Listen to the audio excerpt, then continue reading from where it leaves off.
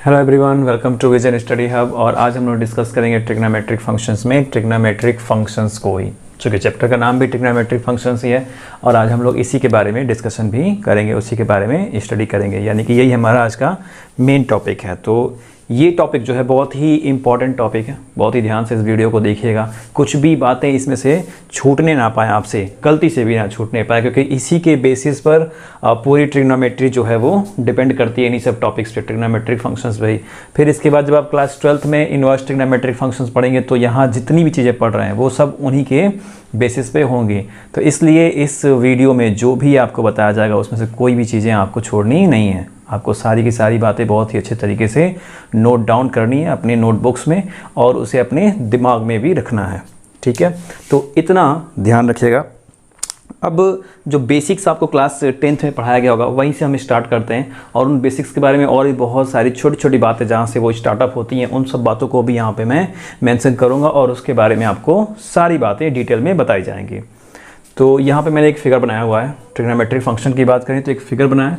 Figure में एक circle है जिसका सेंटर O है और इस O सेंटर से ज़्यादा हुए मैंने कि दो लाइनें ड्रॉ की हैं और वो एक दूसरे को इंटरसेक्ट कर रही हैं इसी O पॉइंट पर, और उनको नाम दिया गया है x x डैश और y y डैश, जिसको हम कहते हैं कार्टेशियन प्लेन पर बने हुए एक्सिस। क्या कहते हैं? कार्टेशियन प्लेन पर बने हुए एक्सिस भी आप इसे कहते हैं। जब कोऑर्डिनेट ज्योमेट्री में आपको ये बातें बताई जाती हैं तब उस टाइम की बातें हैं। अब उन दोनों बातों को मिक्सअप कर दिया गया है तो यहाँ पे कुछ इस तरह की कंडीशन बनी गई है। अब यहाँ क्या दिया हुआ है उसको ध्यान से देखते हैं।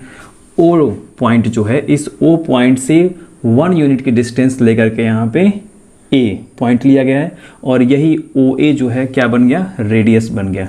ये OA रेडियस बन गया। अब इसी रेडियस का सर्किल ड्रॉ किया गया है, यानी कि इस O पॉइंट से 1 यूनिट ये भी है, ठीक है, और O पॉइंट से 1 यूनिट ये भी है। 1 यूनिट की डिस्टेंस पर सभी है, ठीक है। नीचे भी 1 यूनिट ही है, करेक्ट।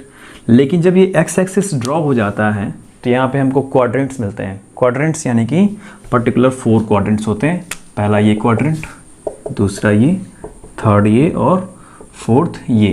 तो इन 1 2 3 4 इन चारों क्वाड्रेंट से होते हुए ये सर्किल क्या हो रहा है? पास आउट हो रहा है। अब उसके बाद इस स्टोरी में थोड़ा सा और ट्विस्ट लाते हैं। एंगल भी हमें दिखाना होता है। इस सेंटर पे बना हुआ एंगल, कैसे उस एंगल्स को दिखाते हैं? उस एंगल के दिखाने से पहले और थोड़ी सी स्टोरी इसमें ज्वाइन करते हैं। इस O पॉइंट से M डिस्टेंस हमने लिया और ये M डिस्टेंस क्या है? A यूनिट है। A यूनिट की डिस्टेंस से मैंने O M लिया, M पॉइंट है यहाँ पे, और इस M पॉइंट को मैंने यहाँ से ऊपर की तरफ वर्टिकली ले गए तो इस सर्किल को टच कर रहा है P पॉइंट पर। कहाँ? P पॉइंट पर। तो ये जो M से मैंने P तक ड्रॉ किया, इसकी यूनिट ली मैंने B यूनिट। इसकी डिस्टेंस कितनी हो गई? B यूनिट हो गई। O से M A यूनिट है, M से P B यूनिट है, यानी कि OM A हो गया और MP B यूनिट हो गया। OP हमें नहीं मालूम है। अब जरा O से P को ज्वाइन कर देंगे तो ये बन जाएगा एक राइट एंगल ट्राइंगल। क्या बन गया? ये राइट एंगल ट्राइंगल बन गया। अब जब ये राइट एंगल ट्राइंगल बन गया तो यहाँ आप बहुत बेहतर तरीके से जानते हैं कि पाइथागोरस थ्योरम अप्लाई होता है जब दो साइडें मालूम होती हैं और थर्ड साइड हमें फाइंड करना होता है। तो दो साइडें मैंने आपको यहाँ पे मेंशन करके दिखाई दिया कि OM A है और MP B है। तो बात करते हैं थर्ड साइड की। थर्ड साइड भी हमें मालूम ही है, ध्यान दीजिएगा कि जो OA यहाँ रेडियस है वही O सर्कमफ्रेंस के किसी भी पॉइंट को हम टच कराएंगे उस O से तो रेडियस का ही फॉर्म होता है। रेडियस ही उतना होता है, डिस्टेंस क्या होती है? कांस्टेंट होती है, और वो डिस्टेंस को हम क्या कहते हैं? रेडियस कहते हैं। यानी कि OP की लेंथ भी क्या होगी? 1 यूनिट ही होगी। फिगर आपके बुक में दिया होगा, हालांकि ये बात वहाँ पे मेंशन नहीं की गई है। ये बातें हमें समझनी है खुद ब खुद कि हाँ OA रेडियस है तो OB भी रेडियस होगा, OC भी रेडियस होगा, OD भी रेडियस है, और O से अगर हम इस सर्कमफ्रेंस पर कोई भी पॉइंट लेते हैं, ज्वाइन करते हैं, तो वो साइड भी क्या होगी? रेडियस ही होनी है। तो रेडियस की कहानी यहाँ तो समझ में आ गई आप लोगों को। बन गया ये कि राइट एंगल ट्राइंगल। इस P पॉइंट का कोऑर्डिनेट हो जाएगा A और B। A चूंकि x एक्सिस पे डिस्टेंस है और B आपका y एक्सिस पे डिस्टेंस आप मेजर कर रहे हैं, उसके अकॉर्डिंग AB इसका कोऑर्डिनेट हो गया। Be good. अब ये A, B और 1 यानी कि इनकी तीनों साइडों के बीच अगर हम रिलेशन को दिखाएं पाइथागोरस थ्योरम से तो एक रिलेशन कुछ इस तरह से मिलता है।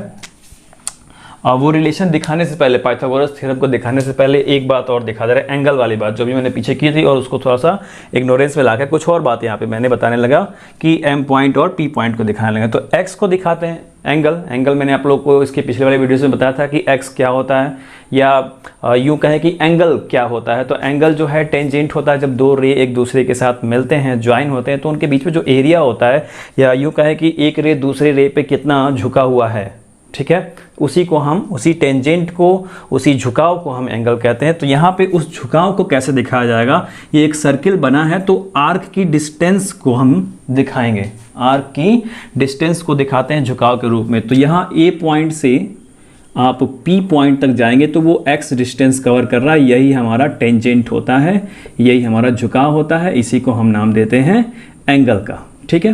तो ये मैंने आप लोग को वहाँ भी बताया था कि ये पॉइंट जो यहाँ से यहाँ तक जितना होगा उतना ही यहाँ से यहाँ तक भी होगा। तो आप यहाँ पे दिखाते हैं नॉर्मली सिंबॉलिक तरीके से उसको रिप्रेजेंट करने के लिए कि एंगल x है, एंगल 60 डिग्री है, एंगल 45 है, एंगल 90 है। तो उस चीज़ को दिखाने के लिए आप यहाँ पे शॉर्ट में बनाते हैं, हालांकि उसको आप जितना यहाँ दिखाएंगे उतना ही आप यहाँ पर भी दिखाएंगे तो वो उतनी ही डिस्टेंस कवर कर रहा है। अब वो डिस्टेंस कितनी कवर कर रहा है वो क्या है, वो है एक टेंजेंट, वो हम टेंजेंट को ही दिखाते हैं। तो यहाँ पे इसका एंगल x बन गया। तो अब इसी यहाँ पे एंगल बनेगा तो इसके अकॉर्डिंग ही आप इसके पाइथागोरस थ्योरम को रिलेट कर पाएंगे, शो कर पाएंगे। कहीं भी अगर यहाँ पे एंगल हो ही ना, अगर आप उसको दिखा ही नहीं रहे हैं तो पाइथागोरस थ्योरम नहीं बना पाएंगे। तो जहाँ पर भी पाइथागोरस थ्योरम की बात कही जाती है वहाँ पे एक एक्यूट एंगल के थ्रू ही वो सारी बातें कही जाती हैं। तो ये एक्यूट एंगल है, इसी के अकॉर्डिंग आप डिसाइड करते हैं कि परपेंडिकुलर कौन है, बेस कौन है और हाइपोटेनियस कौन है। परपेंडिकुलर इसके सामने वाली साइड हो जाती है, और फिर यहाँ पे जब वो परपेंडिकुलर एक साइड है तो वो 90 डिग्री अप्लाई करते हैं, तो 90 के सामने वाली साइड हाइपोटेनियस होती है, 90 के साथ जाने वाली साइड और इस जो एक्यूट एंगल है इसके साथ जाने वाली साइड को हम बेस कहते हैं। क्या कहते हैं, बेस। इतनी बातें अभी तक समझ में आ गई होंगी। ये बातें हालांकि इसके पीछे भी बताया गया और क्लास 10th में भी। अब जरा मैं इसको ज्वाइन करता हूँ by Pythagoras theorem, by theorem. ये हो जाएगा O M square plus M P square, O M square plus M P square equal O P square. ये हाइपोटेनियस है, ये बेस है, ये परपेंडिकुलर है, ये बेस है, ठीक है। तो ओ एम की वैल्यू ए है यानी कि ए स्क्वायर, और एम पी की वैल्यू बी है यानी कि B square, equal O P की वैल्यू 1 यानी कि 1 का स्क्वायर करेंगे तो आपको मिलेगा A square plus B square equal 1, right है। अब जरा ए स्क्वायर बी स्क्वायर ये वाली कंडीशन हम देख लेते हैं कि आपको इससे पहले पिछले क्लासेस में बताए गए होंगे कि एंगल्स और साइड का रेशियो क्या होता है। तो उसे हम लोग दिखाते हैं साइन में, कोसाइन में और टेंजेंट में, फिर उन तीनों का अपोजिट होता है। हालांकि इसके पिछले वीडियोस में मैं उन सब बातों को बता चुका हूँ। तो उसके अकॉर्डिंग आप ज़रा कंडीशन को देखेंगे तो आपको मिलेगा कि साइन थीटा जब बात की जाती है तो क्या होता है, P upon H cos theta यानी कि cosine equal B upon H, ठीक है, और tan theta equal P upon B होता है। ये तीन बातें बहुत इंपॉर्टेंट है क्लास 11th के लिए भी और क्लास 10th में भी, जहाँ से भी ट्रिग्नोमेट्री स्टार्ट होती है एज अ बेसिक ये सब बातें जाननी बहुत ज़रूरी होती हैं। तो tan theta equal P upon B हो गया। अब जरा आप यहाँ पे ध्यान से देखिए कि sine theta P upon H, इसमें P क्या है, ये सेकेंड क्वाड्रेंट में थोड़ा सा यहाँ मेंशन कर दे रहा हूँ। हाँ, तो P क्या है, P बहुत ध्यान से देखिए, P की वैल्यू है आपकी B, कितनी है B, और हाइपोटेनियस कितना है 1 यानी कि B अपॉन 1 इक्वल B भी आप लिख सकते हैं, ठीक है। फिर cos theta equal B upon H, B कितना है यानी कि बेस है आपका A यानी कि A अपॉन 1, हाइपोटेनियस 1 है तो इसे आप A भी लिख सकते हैं, यानी कि A की जगह पे आप कॉस थीटा लिख सकते हैं और B के प्लेस पर आप साइन थीटा लिख सकते हैं। या यूँ कहें कि साइन थीटा के प्लेस पर B लिख सकते हैं, कॉस थीटा के प्लेस पर A लिख सकते हैं। इंटरकनेक्ट आप उन दूसरों को एक दूसरे के प्लेसेस पर लिखने के लिए कर सकते हैं। तो यहाँ पे थीटा नहीं है, एंगल क्या है हमारा x है, ठीक है। तो जो भी बात है अगर हम करेंगे तो साइन x लिखेंगे, कॉस x लिखेंगे। तो उसी तरह से सेम देखिए कॉस थीटा यानी कि कॉस x, थीटा की जगह मैंने x राइट किया हुआ है, तो कॉस x इक्वल कितना हो गया a क्या है यहाँ पे a स्क्वायर है यानी कि कॉस स्क्वायर x, क्या लिखेंगे आप cos square x plus b के प्लेस पर कितना आप राइट करेंगे साइन थीटा, तो थीटा की जगह पे x है हमारा और यहाँ पे ये स्क्वायर है तो ये कितना हो गया साइन स्क्वायर x इक्वल 1, यानी कि cos square x plus sine square x equal 1, equation 1 मान लेते हैं और यही आपका बन जाता है आइडेंटिटी नंबर 1। क्या बन जाता है? Identity number 1। आइडेंटिटीज़ के बारे में आप लोग को पढ़ाया जाता है क्लास 10th में भी, क्लास 11th में भी मस्ट है, क्लास 12th में भी। इन सब चीज़ों की बहुत ज़रूरत पड़ती है जब इक्वेशंस को दिखाया जाता है एज अ फंक्शन जब दिखाया जाता है तब, और उसके बाद कैलकुलेशन में भी, यानी कि जब आप कैलकुलस स्टडी करते हैं उसमें डेरिवेशन के बारे में पढ़ते हैं, इंटीग्रेशन के बारे में पढ़ते हैं, तो ये सब आइडेंटिटीज़ वहाँ पे मिलती हैं ट्रिग्नोमेट्रिक फंक्शंस के रूप में, और इन सब का भी डेरिवेशन वहाँ पे किया जाता है। तो ये यहीं के लिए इंपॉर्टेंट नहीं है, इसके बाद भी आप आने वाले जितने चैप्टर्स पढ़ेंगे वहाँ पर भी इन सब का बहुत लॉन्ग तरीके से, बहुत ही डीपली स्टडी करना है। इनके बेसिस पे बहुत सारे कैरेक्टर्स फॉर्म होंगे, तो इसलिए इनको अभी यहाँ पे जानना बहुत ही ज़रूरी है कि कैसे यहाँ पे क्या क्या कंडीशन, कौन सी प्रॉपर्टीज़ यहाँ पे यूज़ हो रही हैं। तो आपको ये पता चल गया कि cos square x plus sine square x कैसे हमें मिला और इसकी वैल्यू 1 हो गई, ये आइडेंटिटी नंबर 1 हो गया। इसके बेस पर अभी 2 आइडेंटिटी और फॉर्म होती है, वो कैसे फॉर्म होती है वो दिखाता हूँ मैं आपको अभी। इसमें 2 ही चीज़ें आपको, 2 कंडीशंस दिखाई दे रही हैं ट्रिग्नोमेट्रिकल तरीके से, यानी कि एक कोसाइन है और दूसरा साइन है। तो cos स्क्वायर एक्स यानी कि कोसाइन और साइन स्क्वायर एक्स यानी कि साइन फंक्शन, ठीक है। तो कोसाइन फंक्शन और साइन फंक्शन ही इन्वॉल्व है। तो एक बार हम क्या करेंगे, इसमें मल्टीप्लाई नहीं करना है, एक बार इसमें cos एक्स से डिवाइड करना है, और चूँकि दोनों स्क्वायर फॉर्म में है तो हम स्क्वायर से ही डिवाइड करेंगे। एक बार cos स्क्वायर एक्स से डिवाइड करेंगे और एक बार साइन स्क्वायर एक्स से डिवाइड करेंगे। तो डिवाइड करके देख लेते हैं। Equation 1 divided by cos square x, ठीक है। तो यहाँ क्या हो जाएगा, cos square x upon cos square x plus sine square x upon cos square x equal 1 upon cos square x. दोनों साइड में हमको डिवाइड करना पड़ेगा जो भी कंडीशंस उसके दिए गए हैं उसमें। तो ये तो कैंसिल हो गया, तो यहाँ से मिला हमको 1, और ये sine square x plus cos square x कितना हो जाएगा, tan स्क्वायर एक्स रेशियो होता है, और 1 अपॉन cos स्क्वायर एक्स हो जाता है हमारा sec स्क्वायर एक्स। ये बन गया आइडेंटिटी नंबर 2, इक्वेशन 2, यानी कि आइडेंटिटी 2 हो गया। इतना समझ में आ रहा है आप सबको? थर्ड को मैं यहाँ पर ऐड कर दे रहा हूँ, थर्ड क्वाड्रेंट। ये बातें अगर आपको कंफर्म हो गई हों तो आप सेकंड आइडेंटिटी भी समझ सकते हैं ये कैसे ये फॉर्म हुआ। अब सेम इसी पैटर्न पे या सिमिलरली आप कह सकते हैं कि साइन स्क्वायर एक्स से हम इक्वेशन 1 को डिवाइड करेंगे। अगेन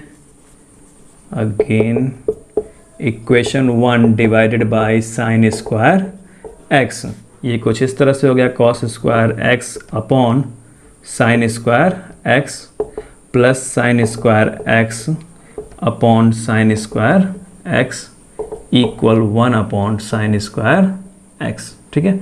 ये cos अपॉन साइन कॉट होता है, यानी कि ये हो गया cot स्क्वायर एक्स प्लस ये कैंसिल हो जाएगा तो मिलेगा हमें 1, और 1 अपॉन साइन स्क्वायर एक्स होता है कोसेक स्क्वायर एक्स, राइट है। ये बन गया आपका इक्वेशन नंबर 3, यानी कि आइडेंटिटी नंबर 3। तो 3 आइडेंटिटीज़ मैंने आपको यहाँ पे फॉर्म करके दिखाया, इक्वेशन 1, इक्वेशन 2 और 3 के थ्रू, ठीक है। 3 के थ्रू यानी 1, 2 और 3 इक्वेशन के थ्रू मैंने आपको 3 आइडेंटिटीज़ दिखाई। फर्स्ट आपको फॉर्म को दिखाया cos square x plus sine square x equal 1, second 1 plus tan square x equal sec square x, cot square x plus 1 equal cosec square x, ये थर्ड आइडेंटिटी था। तीनों identity कैसे form हुए, picturisation, इसकी सारी बातें, कितनी डिस्टेंस हमने ली, कितना रेडियस लिया, वो सारी बातें मैंने आपको यहाँ पे प्रेजेंट करके, रिप्रेजेंट करके सभी बातों तरीके से आपको शो कर दिया। इनके कोऑर्डिनेट्स मैंने आपको दिखाए थे ए, बी, सी और डी के। 1 यूनिट है तो अलग अलग क्वाड्रेंट के अकॉर्डिंग जिस भी क्वाड्रेंट में वो जा रहे हैं, जो एक्सिस पे उनके लाइनिंग्स होती हैं और उसमें सिंबल्स जो होते हैं, यानी कि ओ से राइट साइड में एक्स एक्सिस पे पॉजिटिव होता है, ओ से लेफ्ट साइड में नेगेटिव होता है, ओ से अपर जो होता है पॉजिटिव और बिलो जो होता है वो नेगेटिव होता है। तो उसके अकॉर्डिंग 0 और -1 है, यानी कि 0 एक्स के लिए और वाई में -1। यहाँ पे -1 और 0 है, एक्स पे -1 है, वाई पे 0, उस तरह से 0, 1 और 1, 0 रिप्रेजेंट किया जा रहा है ए, बी, सी और डी के कोऑर्डिनेट्स।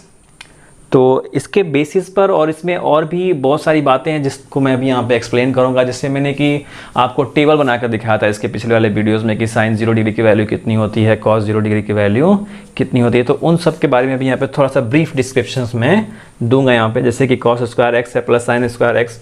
तो उसी कंडीशन को अभी हम लोग डिस्कस करते हैं। बहुत लॉन्ग नहीं होगा, थोड़ा सा ही होगा, बहुत ज़्यादा नहीं है। तो इसलिए students pause the video and note it down. तो अभी तक आप लोगों ने ट्रिग्नोमेट्रिक फंक्शंस में आइडेंटिटीज़ कैसे फॉर्म होती हैं वो समझा। अब उसके आगे थोड़ा सा चलते हैं हम लोग और समझते हैं चीज़ें कैसे होती हैं, कैसे एंगल्स डिसाइड किए जाते हैं जो भी आइडेंटिटीज़ बनाई गई हैं उसमें। ठीक है, तो साइन एक्स की बात करते हैं। तो साइन एक्स मिलता कैसे, ध्यान दीजिएगा। यहाँ पे अगर मैं साइन एक्स दिखाऊँ तो इसका बेसिक पैटर्न होता है sine 2n pi plus x. कितना होता है? Sine 2n pi plus x equal होता है साइन एक्स। यहाँ से ये जो आपको मिलता है ये आपका बेसिक फॉर्मूला होता है जिस पर आप एंगल को डिसाइड कर सकते हैं कि साइन के फंक्शंस में एंगल्स कैसे पुट किए जाएंगे। सेम यही चीज़ आपके कोसाइन में भी होती है, cos 2n pi plus x equal cos x आपको मिलता है। ठीक है, तो आपने जो आइडेंटिटीज़ बनाई थी sine square x plus cos square x equal 1 या cos square x plus sine square x, तो इसमें एंगल्स का डिसीजन, एंगल्स कैसे डिसाइड किए जाएंगे, ये कौन कौन से एंगल्स आप, कितनी तरह के एंगल्स आप पुट कर सकते हैं। ठीक है, तो उसका basic formula 2n pi plus x होता है। तो उसके अकॉर्डिंग आपको कॉस एक्स और साइन एक्स मिलता है। अब अगर एक कंडीशन में दिखाऊँ, इस तरह का पिक्चर आपने अभी भी देखा, यहाँ पे सर्किल बना हुआ है। अगर मैं सॉरी ये कुछ इस तरह से सर्कल नहीं है, जैसा भी है मैं बात करता हूँ। पॉइंट अगर P लेते हैं तो इस पॉइंट P से अगर हम इस तरह से चलना शुरू करें एंटी क्लॉकवाइज या क्लॉकवाइज चलना शुरू करते हैं, एंगल से कंडीशन मैंने आप लोगों को बताया भी था कि क्लॉकवाइज अगर हम जाते हैं तो एंगल्स क्या होते हैं, नेगेटिव होते हैं, और एंटी क्लॉकवाइज ऐसे मूव करते हैं इस तरफ से तो पॉजिटिव कंडीशन को दिखाते हैं, यानी पॉजिटिव एंगल होता है। तो P पॉइंट से चलना अगर हम शुरू करते हैं और फिर P पॉइंट तक आते हैं तो कितना एंगल फॉर्म होता है? एंगल फॉर्म होता है 360 डिग्री, यानी कि 1 रिवोल्यूशन। यही बात बताई जाती है आप लोगों को कि 1 रिवोल्यूशन करने में कितना एंगल हम घूम जाते हैं, 360 डिग्री। यहाँ पे भी वही कंडीशन है। तो उसके अकॉर्डिंग ही यहाँ पे अब x के प्लेस पर आप वैल्यू क्या पुट कर सकते हैं? तो x के प्लेस पर आप इसके लिए वैल्यू पुट कर सकते हैं 0 plus minus pi plus minus 2 pi plus minus 3 पाई डैश डैश डैश, बहुत सारी वैल्यू इस तरह से पुट कर सकते हैं। तो ध्यान दीजिएगा, पाई 2 पाई 3 पाई, ठीक है, बढ़ता चला जा रहा है। तो यहाँ से एक कंडीशन मिलती है कि x इक्वल एन पाई, एक्स इक्वल एन पाई वाली कंडीशन है, यानी कि n जो है वो बिलोंग करता है कैपिटल Z से, कैपिटल Z से बिलोंग करता है। पॉजिटिव पॉजिटिव नहीं कह सकते, इंटीजर्स कह सकते हैं, इसमें पॉजिटिव और नेगेटिव दोनों इन्वॉल्व है, क्योंकि x जो है अगर हम क्लॉकवाइज घूमते हैं तो नेगेटिव भी तो हमको मिल सकता है, नेगेटिव भी चीज़ें हमको मिल सकती हैं। तो इसीलिए मैंने यहाँ पे plus minus pi plus minus 2 pi plus minus 3 पाई सब दिखाया, और यहाँ पे z पॉजिटिव नहीं दिखा रहे, यानी कि पॉजिटिव इंटीजर्स सिर्फ नहीं दिखा रहे, यहाँ पे हम पूरा इंटीजर्स दिखा रहे हैं ताकि आप नेगेटिव और पॉजिटिव दोनों वैल्यू को कैरी कर सकें। आप ये ना सिर्फ जाने कि यहाँ पे पॉजिटिव वैल्यू ही हम सिर्फ यूज़ कर सकते हैं। बेसिक फार्मूले में आप पॉजिटिव इन्वॉल्व कीजिए, नो प्रॉब्लम, वहाँ पे आप दिखा सकते हैं, बेसिक फार्मूला वही है, उसमें कोई दिक्कत नहीं है। बट x के प्लेस पर वैल्यू क्या पुट कर सकते हैं? पॉजिटिव ही नहीं, पॉजिटिव निगेटिव दोनों वैल्यू पुट कर सकते हैं। तो यहाँ से हमें एक इसका बेसिक फार्मूला मिला कि x इक्वल एन पाई पे ही हम साइन एक्स को डिफाइन कर सकते हैं, साइन एक्स को डिफाइन कर सकते हैं। उसी तरह से अगर हम कॉस एक्स की बात करें तो कॉस एक्स में हम x के प्लेस पर 0 पुट कर सकते हैं, पाई बाई 2 पुट कर सकते हैं, plus minus pi by 2 plus minus 3 pi by 2 plus minus 5 pi by 2 dash dash dash ऐसे चलता रहता है। ठीक है, क्यों? इसकी एक कंडीशन है, इसकी भी कंडीशन है 0 और पाई की कंडीशन, क्योंकि साइन 0 डिग्री पर इसकी वैल्यू 0 होती है, राइट है, और साइन 90 डिग्री यानी कि पाई बाई 2 पे 1 होती है। कितनी होती है? साइन पाई बाई 2 पे इसकी वैल्यू 1 होती है, फिर साइन पाई पे इसकी वैल्यू -1 होती है। ठीक है, तो इसलिए ये 0 से पाई 1 राउंड घूम जाता है एक स्ट्रेट एंगल, फिर पाई से 2 पाई घूम जाता है, तो इस पर इसकी वैल्यू 1 होती है। ठीक है, रियल नंबर्स हम कैलकुलेट करते हैं वहाँ पर, तो काउंटिंग नंबर्स जो मिलते हैं हमको 1 से -1 उस तरह की कंडीशन मिलती है। हालांकि निगेटिव भी मिलता है, काउंटिंग नंबर से सिर्फ नहीं मिलता है, निगेटिव भी हमको मिलता है। तो इसी तरह से यहाँ कॉस की वैल्यू को जब हम चेक करते हैं तो यहाँ पे कॉस 0 पे इसकी वैल्यू कितनी होती है? 1 हो जाती है, ध्यान दीजिएगा। अब यही सब जो कंडीशन है ये हमारा डोमेन और रेंज डिसाइड करेंगे। डोमेन और रेंज को अभी मैं डिस्क्राइब करूँगा, इसके बाद थोड़ा सा इन बातों को समझ लेते हैं उसके बाद कि डोमेन और रेंज क्या होगा। जितना भी फंक्शन हम लोग पढ़ते हैं, साइन, कोसाइन, टेन, ठीक है, उन सबका डोमेन और रेंज होता है, तो उसके बारे में स्टडी करेंगे, और ये इन्वॉल्व होता है उसमें x इक्वल एन पाई, ये यहाँ पे इन्वॉल्व होता है। तो यहाँ पे अगर हम x की वैल्यू कॉस के लिए 0 प्लस माइनस पाई बाई 2 लेते हैं तो यहाँ से x का जो बेसिक कंडीशन मिलता है वो हो जाता है x इक्वल 2n प्लस 1 पाई अपॉन 2, ये कंडीशन मिलती है, x इक्वल 2n प्लस 1 पाई अपॉन 2। इसके अकॉर्डिंग ही हम x का डिसीजन लेते हैं कोसाइन में। ठीक है, इतनी बात समझ में आ रही है। यहाँ पर भी n जो है वो बिलोंग करता है कैपिटल Z से, यानी कि कोसाइन के लिए भी पॉजिटिव और नेगेटिव वैल्यूज हम एंगल में ले सकते हैं, कोई दिक्कत नहीं है। तो दो बातें हो गई यहाँ पे, साइन के लिए और कोसाइन के लिए बातें हो गई। अब तीसरी बात होती है टेन के लिए, फिर उसके बाद सेक और इनके जो अपोजिट्स होते हैं, टेन का अपोजिट, सेक का अपोजिट, कोसेक का अपोजिट, उनकी भी हम लोग बातें करते हैं। तो अब अगर बात करूँ मैं थर्ड नंबर पॉइंट 10 की, यहाँ से ऐसे आ जाते हैं इधर, 10x इक्वल हो जाएगा sine x upon cos x, sine x upon cos x, ये 10x के लिए होता है। तो जो इसमें डिनोमिनेटर में इन्वॉल्व है उसके अकॉर्डिंग ही कंडीशन दिखाई जाती है। तो ध्यान दीजिएगा, डिनोमिनेटर में जब x रहता है तो वहाँ पे वो इक्वल नहीं आता है, नॉट इक्विवेलेंट में आता है। जहाँ पे कंडीशन x की रखने वाली आती है, ठीक है, तो पॉजिटिव न्यूमरेटर को नहीं चेकआउट करते हैं, डिनोमिनेटर को ही हम चेकआउट करते हैं। जैसे कि अगर मैं साइन का अपोजिट लूँ कोसेक x लिया जाए तो वहाँ पे क्या हो जाएगा 1 अपॉन साइन x। तो डिनोमिनेटर में तो है साइन x, जहाँ पे हम x की वैल्यू पुट करेंगे तो वहाँ पे हमको कोसेक की वैल्यू मिलने वाली है। तो हम साइन x के अकॉर्डिंग, इसका जो बेसिक फॉर्मूला था एंगल का, उसके अकॉर्डिंग हम डिसाइड करते हैं। और वो डिनोमिनेटर में है तो साइन x के लिए ये इक्विवेलेंट है, तो वहाँ उसके लिए क्या हो जाएगा, नॉट इक्विवेलेंट में हो जाएगा। तो ये हो जाएगा x does not equal n पाई, ठीक है, और यहाँ भी n बिलोंग करेगा कैपिटल Z से, राइट है। तो उसी तरह से 10x equal sine x upon cos x नीचे है तो कॉस एक्स की कंडीशन होती है इतनी, तो ये नॉट इक्विवेलेंट में आएगा, यानी x does not equal 2n+1 pi upon 2। Functions का क्राइटेरिया डिसाइड किया था ताकि इसी के अकॉर्डिंग जब मैं डोमेन और रेंज बताऊंगा तो वो बातें आपको समझ में आए। तो यहाँ पे इन बातों को सिर्फ पॉइंट आउट करते जाइए, नोटिस करते जाइए, ध्यान रखेगा दिमाग से कि क्या सर यहाँ पे बता रहे हैं, किसकी कंडीशन के अकॉर्डिंग ये नॉट इक्विवेलेंट में आ रहा है। चूंकि डिनोमिनेटर में आ रहा है तो आपको बताया गया होगा इतना कि डिनोमिनेटर कभी भी जीरो नहीं होना चाहिए एक रेशनल नंबर के लिए। जीरो होता है तो क्या हो जाता है, इनफाइनाइट हो जाता है, नॉट डिफाइन हो जाता है। जीरो ऊपर रहे, 0/1 रहता है तो उसकी वैल्यू 0 हो जाती है, बट 1/0 रहता है तो इसकी वैल्यू नॉट डिफाइन में आती है, यानी कि इनफाइनाइट में आती है। तो इस वजह से हम नहीं चाहते हैं कि यहाँ पे भी cos x की वैल्यू अगर हम 0 रखें तो वो कंडीशन यहाँ पे जाए और वो इनफाइनाइट दिखाए। हालांकि 10 में भी इनफाइनाइट कंडीशन कुछ जगहों पे मिलेगी, कुछ ऐसे एंगल्स मिलेंगे, साइन में भी मिलेंगे, कॉस में भी मिलेंगे, 10 में मिलेंगे, सब में मिलने वाले हैं। तो उनसे बचने के लिए ही एक क्राइटेरिया जो बनाया जाता है वही हमारा बनता है बेसिक फॉर्मूला, और वो कुछ इस तरह से है। तो यहाँ हो गया x does not equal to n+1 pi upon 2। तो यहाँ इसके लिए आप ये कह सकते हैं कि इनके फॉर्मूलों पे रखे जाएंगे बेसिस पे, तो वो कंडीशंस जो है 0 नहीं होने वाली, ये आप कह सकते हैं। तो ये हो गया थर्ड नंबर। उसी तरह से फोर्थ नंबर आते हैं सेक एक्स यानी कि 1 अपॉन कॉस एक्स। तो इसके ये भी डिनोमिनेटर में, तो इसके लिए यही सेम कंडीशन हो जाएगी, x does not equal 2n+1 pi upon 2। ये इस x के डिसीजन के लिए, ताकि इसके अकॉर्डिंग सेक x की वैल्यू को फाइंड किया जा सके। Fifth number cosec x equal 1 upon sine x, इसको दिखाई दिया मैंने। फिर 6 नंबर आप जाएंगे तो वहाँ मिलेगा cot x equal 1 upon 10x मिलेगा। तो 10x के लिए कंडीशन क्या है, x does not equal 2n+1 pi upon 2। तो इस cot x के लिए क्या हो जाएगा, cot x में हम 10x को ज़रा नहीं रखते हैं, इस 10x के अकॉर्डिंग जो आपने रखा तो उसको भी यहाँ पे पुट करते हैं। तो ये हो जाएगा cos x upon sine x। तो नीचे यहाँ पे साइन x है, साइन x की condition x equal n pi है, तो यहाँ हो जाएगा x does not equal n pi where n belongs to capital Z। जहाँ पे n किससे बिलोंग करता है, कैपिटल Z से बिलोंग करता है, यहाँ भी n बिलोंग करता है कैपिटल Z से। ये इसका क्राइटेरिया है, डोमेन और रेंज फाइंड करने में ये बहुत ही हेल्पफुल होने वाला है। सो स्टूडेंट्स वीडियो को पॉज करके नोट डाउन कर लीजिए। तो अब हम लोग समझते हैं, यहाँ पे डिस्कस करते हैं साइन ऑफ ट्रिग्नोमेट्रिक फंक्शंस के बारे में। किसके बारे में, साइन ऑफ ट्रिग्नोमेट्रिक फंक्शंस। कैसे डिसाइड करेंगे साइन ऑफ ट्रिग्नोमेट्रिक फंक्शन, लेकिन डिसाइड कहाँ करना है, डिसाइड करना है क्वाड्रेंट में। क्वाड्रेंट के अकॉर्डिंग ही हम इसको डिस्क्रिप्शन इसका बताते हैं, x डैश और y डैश के बारे में, ठीक है।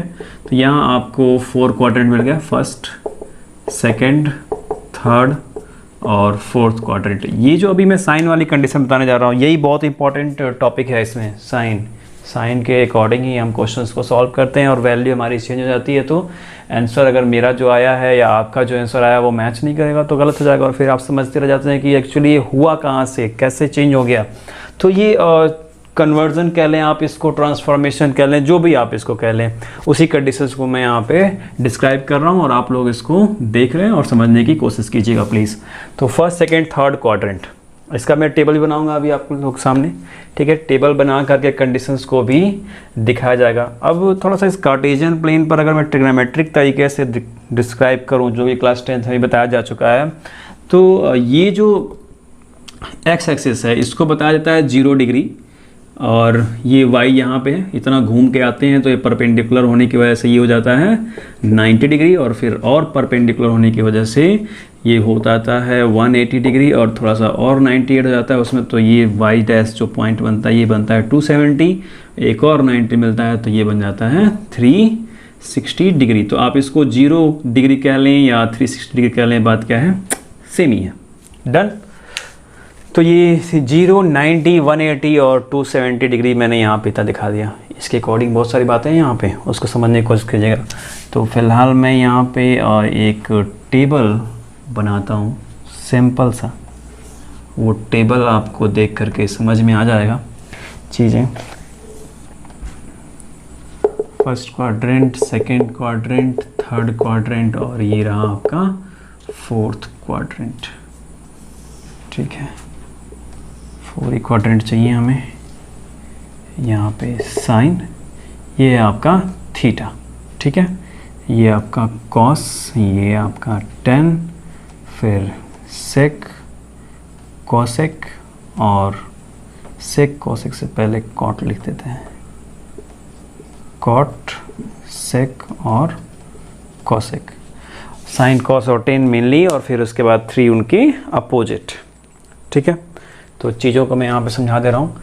फर्स्ट क्वाड्रेंट में जितनी भी क्वांटिटीज़ आप यहाँ पे देख रहे हैं वो सभी की सभी क्या होती हैं, पॉजिटिव होती हैं। तो यहाँ पे मैं राइट कर दे रहा हूँ ऑल पॉजिटिव, सभी क्या होती हैं, ऑल पॉजिटिव। सेकंड क्वाड्रेंट में साइन और साइन का अपोजिट कोसेक, ये दो लोग जो होते हैं वो पॉजिटिव होते हैं सिर्फ, एंड रीमेन क्या होते हैं, वो सभी निगेटिव होते हैं, निगेटिव। फिर थर्ड क्वाड्रेंट में 10 और 10 का अपोजिट कॉट जो होते हैं ये पॉजिटिव होते हैं और उसके बाद जो रीमेन बच गए वो सभी क्या होते हैं, निगेटिव होते हैं। और फोर्थ क्वाड्रेंट में कॉस और सेक, कॉस और सेक जो है ये पॉजिटिव होते हैं और रीमेन जो बच गए वो सभी क्या होते हैं, यहाँ पे निगेटिव होते हैं। इतनी बात आप लोग को याद रहेगी, ऑल पॉजिटिव, साइन और कोसेक, फिर 10 और कॉट और फिर कॉस और सेक जो होते हैं वो आपके पॉजिटिव होंगे फोर्थ क्वाड्रेंट में। तो इस इंफॉर्मेशन के अकॉर्डिंग इस टेबल को ज़रा फिल कर लेते हैं। फर्स्ट और सेकंड क्वाड्रेंट में ध्यान दीजिएगा, फर्स्ट क्वाड्रेंट में तो सभी पॉजिटिव होते हैं तो सबको मैं पॉजिटिव दिखा दे रहा हूँ, सभी हो गया पॉजिटिव, ठीक। अब बात आती है सेकंड की। तो सेकंड क्वाड्रेंट में कौन कौन पॉजिटिव है, साइन और कोसेक। तो साइन के सामने पॉजिटिव का सिंबल, कोसेक के सामने पॉजिटिव का सिंबल, राइट। थर्ड क्वाड्रेंट में 10 और कॉट, ये आ गया थर्ड क्वाड्रेंट में 10 पॉजिटिव और उसके साथ कॉट भी पॉजिटिव। और फोर्थ क्वाड्रेंट में कॉस और सेक, कॉस पॉजिटिव और ये रहा सेक पॉजिटिव। अब रिमेनिंग जो बच जाते हैं वो सब आपके क्या हैं, नेगेटिव हैं। तो इस पिक्चर को पहले बहुत ध्यान से देख लीजिए ताकि अभी मैं फील करूँ तो आप कन्फ्यूजन ना हो। ये अगर सारी बातें, सारे फार्मूले यहाँ पर नोट डाउन कर देते हैं तो वहाँ पे चीज़ें समझ में नहीं आती हैं। तो उसका मेनली जो कॉन्सेप्ट है हम उसी को अगर डिस्क्राइब करते हैं, उसके बारे में ही अगर हम बातें कर ले जाते हैं तो वो अगर बात हमें समझ में आ जाती है तो फिर वो फुल्ली राइटिंग वाला जो कंडीशन होता है, फुल्ली राइटिंग जब राइट कर जाता है तो वहाँ पे स्टूडेंट्स के माइंड में सिर्फ यही बात आती है कि क्या करें, उसको लर्न करें या रट लें, ठीक है। दो बातें आती हैं। तो स्टूडेंट्स ज़्यादातर रटने की कंडीशन में जाता है और फिर रटता ही रह जाता है और जब तक समझ में नहीं आता तो फिर ये सारी बातें, ये पूरा मैथ क्या है उसके लिए ज़ीरो है। तो इसलिए हमें क्या करना पड़ेगा, यहाँ पे समझने की तरफ जाना होगा, रटने वाले को इग्नोर करते हैं। तो अभी ये पिक्चर आपको समझ में आ गया, ये पॉजिटिव है यहाँ पे। और अब मैं नेगेटिव को थोड़ा सा फुलफिल कर दे रहा हूँ। आपको ज़रूरत पड़े तो उसको पॉज करके नोट डाउन कर लीजिएगा और मैं यहाँ पे बाकी सब जितने बच जा रहे हैं उनको नेगेटिव नेगेटिव फिल कर दे रहा हूँ, negative negative negative negative negative और नेगेटिव, सभी क्या हो गए, फुलफिल हो गए। अभी देखो, अभी इसमें पिक आउट करने में सभी ब्लैक ब्लैक दिख रहे हैं, कंफ्यूज हो जाएंगे आप सभी कि कैसे पिक आउट किया जाए इसको। अब थोड़ा सा कुछ बातें इस तरह भी कर लेते हैं, जो चार्ट हमने बनाया हुआ है 0, 90, 180 और 270, 360 डिग्री, इसके बारे में हम लोग थोड़ा सा बात करते हैं। ध्यान दीजिएगा, जब भी साइन या कोस या टेन, कॉट, सेक, कॉसेक जो भी आता है, ठीक है, ध्यान दीजिएगा। तो इसके अकॉर्डिंग बात करें तो 0 डिग्री से पॉजिटिव में जब जाते हैं हम, ठीक है, 0 डिग्री से ऐसे घूम के आप जाएंगे तो पॉजिटिव की कंडीशन में जाते हैं, यानी कि फर्स्ट क्वाड्रेंट में आप आते हैं। तो यहाँ पे सभी क्या होते हैं, पॉजिटिव होते हैं, यानी कि आप ऐसे राइट करेंगे कि साइन पॉजिटिव x इक्वल कितना मिलेगा आपको, साइन x ही मिलेगा। कॉस पॉजिटिव x इक्वल कितना मिलेगा आपको, कॉस x ही मिलेगा। लेकिन जब आप इसी 0 डिग्री से क्लॉकवाइज घूमते हैं, इधर आते हैं, जितना भी आप यहाँ पे x लें, जितना भी x लेंगे, लेकिन इधर आप आते हैं तो उसकी वैल्यू किस में आती है, निगेटिव में आ जाती है। वो एंगल क्या हो जाता है, निगेटिव में हो जाता है, ठीक है। तो 0 डिग्री से निगेटिव आ रहे हैं, या आप उसको 360 से निगेटिव कह लें, ठीक है, 360 डिग्री माइनस x या माइनस थीटा कह लें, या 0 डिग्री माइनस x कह लें, क्या है, बात सेम ही है। तो इसके अकॉर्डिंग अगर एग्जांपल लेंगे तो साइन माइनस x लिखेंगे, तब क्या हो जाएगा, यहाँ पे ध्यान दीजिए, इस फोर्थ क्वाड्रेंट में आ गया तो कॉस और सेक पॉजिटिव होता है। तो sine minus x equal sine x मिलेगा, और cos minus x equal cos x मिलेगा, ठीक है। और ये इसके सामने साइन x के सामने निगेटिव लग जाएगा, क्योंकि इधर फोर्थ क्वाड्रेंट में आने के बाद ये साइन निगेटिव होता है, सिर्फ कॉस और सेक पॉजिटिव होता है। तो कॉस की वैल्यू कॉस x आ रही है तो वो पॉजिटिव में आप उसको दिखाएंगे। ये दो बातें, ठीक। इन दो बातों से थोड़ा सा और टर्न करके मैं कुछ बातें कहना चाहूँगा। ध्यान दीजिए, यहाँ जब मैंने 360 डिग्री माइनस x लिखा तो साइन लिखा तो उसकी वैल्यू साइन में ही आ रही है, ठीक है। कॉस लिखा तो उसकी वैल्यू कॉस में ही आ रही है। पॉजिटिव निगेटिव आए ये तो सिंबल पे डिपेंड करता है, वो मैंने आपको डिस्क्राइब कर दिया। अभी जो डिस्क्राइब कर रहा हूँ कि वैल्यू को कैलकुलेट कौन से टर्म में करेंगे। एक्चुअली टर्म जो होता है वो चेंज भी होता है, तो चेंज कौन सी कंडीशन में होता है वो उसकी इंक्रीजिंग और डिक्रीजिंग इंप्लीमेंट पे डिसाइड करते हैं। उसका भी टेबल बना करके आप लोगों को दिखाऊंगा मैं। फिलहाल अभी ये जानते हैं कि चेंज क्या हो रहा है। तो अगर हम 0 डिग्री पॉजिटिव में लेते हैं, यानी कि 0 प्लस x लेते हैं या 0 माइनस x लेते हैं, ठीक है, तो उसके सामने अगर पाई के सामने, ठीक है, 0 डिग्री लगा हुआ है, ठीक है, 0 डिग्री प्लस x, तो आप उसको बड़ा इजीली डिफाइन कर सकते हैं। 0 डिग्री लगा हो या 360 डिग्री लगा हो, 0 प्लस x लिखा हो, 0 माइनस x लिखा हो, या 360 प्लस x लिखा हो या 360 माइनस x लिखा हो, दो बातें कन्फर्म यहाँ से। उसी तरह से 180 जब लिखा हो, यानी कि 180 प्लस x या 180 माइनस x, ठीक है, तब इनको जैसे आप लिख रहे हैं कि ये पूरा x एक्सिस के अकॉर्डिंग जो आप इसके टर्म्स देख रहे हैं, तब इसके अकॉर्डिंग आप साइन x अगर कैलकुलेट कर रहे हैं तो उसकी भी वैल्यू साइन में आने वाली है। डन। कॉस लिख रहे हैं तो उसकी वैल्यू कॉस में आने वाली है। इन सभी के सभी जो 6 क्वांटिटीज हैं इनकी वैल्यू इन्हीं के टर्म में आने वाली है, ठीक है, ऐसा होता है यहाँ पे। बट जब 90 और 270 ये y एक्सिस जो वर्टिकली चल रहा है, यानी कि जब आप 90 प्लस लिखते हैं, यानी कि ऐसे लिखेंगे साइन 90 प्लस x, ध्यान दीजिए, तो इसकी वैल्यू चेंज हो जाती है किसमें, कॉस में, ठीक है। किस में चेंज होता है, साइन कॉस में चेंज होता है, ठीक, टेन कॉट में चेंज होता है और सेक कॉसेक में। 3 तरह से कंडीशन चेंज होती है, ध्यान दीजिएगा। ऐसा नहीं है कि साइन का अपोजिट कोसेक होता है तो कोसेक के टर्म में चला जाएगा, नहीं। साइन चेंज होता है कॉस के टर्म में, टेन चेंज होता है कॉट के टर्म में, सेक चेंज होता है कोसेक के टर्म में। तो ये 3 पॉइंट्स ज़रा यहाँ पे याद रखिएगा। इसको मैं ABC से नॉमिनेट कर दे रहा हूँ, आपको याद रखने में बहुत ही ईजी होगा। तो मैंने अभी आपको बताया कि साइन 90 प्लस x लेंगे तो वो कॉस में चला जाएगा। किस में चला जाएगा, कॉस में। अब चूंकि अब यहाँ पे ये पॉजिटिव और निगेटिव वाली बात देखते हैं कि वो 90 प्लस गया, ध्यान दीजिएगा, 90 प्लस गया तो वो कौन से क्वाड्रेंट में आ गया, इसमें आ गया, सेकंड क्वाड्रेंट में। और यहाँ पे साइन और कोसेक पॉजिटिव है तो इसलिए साइन का जो वैल्यू आ रहा है चेंज होने के बाद कॉस हो गया, लेकिन ये साइन पॉजिटिव है इसलिए कॉस भी इसकी वैल्यू जो आएगी वो क्या होगी, पॉजिटिव होगी। करेक्ट है। उसी तरह से अगर आप cos 90 प्लस x लिख लें हालांकि आपको 6 क्वांटिटीज़ में से किसी भी क्वांटिटीज़ पर बेस्ड कोई क्वेश्चन दिया जा सकता है एक्सरसाइज में, कॉम्पिटिटिव लेवल पे, कहीं पर भी। अभी मैं 2 को ही एग्जांपल बना के बता रहा हूँ, आप इसके अकॉर्डिंग और सारी बातें खुद ब खुद कंक्लूज करके बना सकते हैं। ठीक है, कंक्लूजन आपका बड़ा इंपॉर्टेंट होता है अगर आप इन सारी बातों को समझ लेते हैं तो cos 90 अगर मैं इस सेकेंड क्वाड्रेंट के लिए लिखूं, 90 प्लस एक्स इधर आता है, 90 माइनस एक्स फर्स्ट क्वाड्रेंट में चला जाएगा। ठीक है, उसी तरह से अगर हम 180 प्लस एक्स यानी कि इससे आगे की बात करें तो आप एंटी क्लॉकवाइज घूम रहे हैं तो 180 प्लस एक्स इधर आ जाएगा, यहाँ पे 180 प्लस एक्स, और इधर से 270 माइनस एक्स। डन है, इधर से आप जाएंगे तो 180 माइनस एक्स यहाँ मिलेगा।